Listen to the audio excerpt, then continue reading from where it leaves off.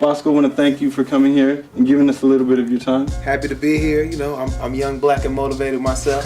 What would you say a music producer does that's different from everybody else? I think of a music producer kind of like a director, and it's kind of like a director and a producer in film.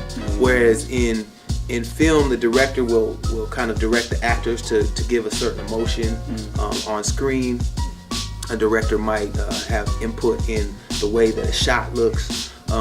In music, the producer is the one who brings together the artist, the right song, the right music, the right mood.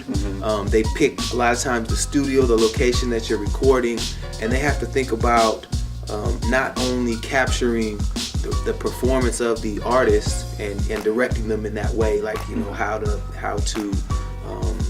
how to say their rhyme or how to sing their song with the right emotion that fits that particular song. But they also have to think about, is this going to be a commercial success as well as an artistic success? So they really have to wear a lot of hats, and they're responsible for that record making money and being well received by critics and fans alike. So producer is essential. So more recently, we've checked out your website, and see that you actually had a post about the Shutterbug video out there, the video shoot with Big Boy from Outkast out there in Atlanta. Tell us a little bit more about that and how you got involved with that project. When they needed the talk box for this particular record, they knew that I was the guy. Since I had done, I did a bunch of talk box on E40's record, done stuff with Kanye West. So they said, get Bosko, and I actually happened to be living just a few blocks away from the studio at that time.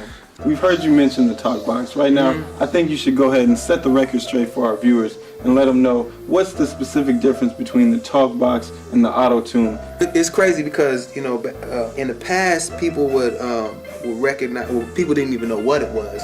They would just say, oh, that's that computer voice. And that's more like, it's like with Roger Troutman and Zap, more bounce to the ounce, and he's playing the talk box. Auto-tune, of course, is what T-Pain does.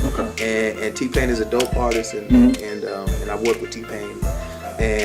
But auto-tune is something that is used to fix people's vocals when they can't sing. When they can't stay in tune, it automatically tunes their voice.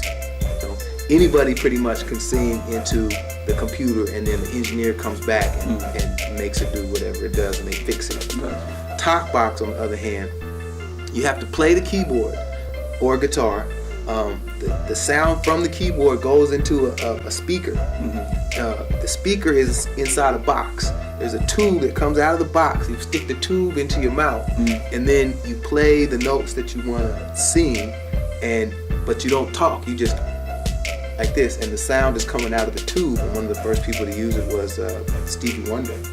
So if you look at some old video, you can find him on the internet playing the talk box. And of course, being that he's a sick keyboard player, he gets down. And I think that's one of the reasons there's not that many people that play the talk box. You have to be able to play the keyboard, do the rhythm with the mouth, all at the same time. So it's like it's not like a computer generated thing. It's really like an instrument.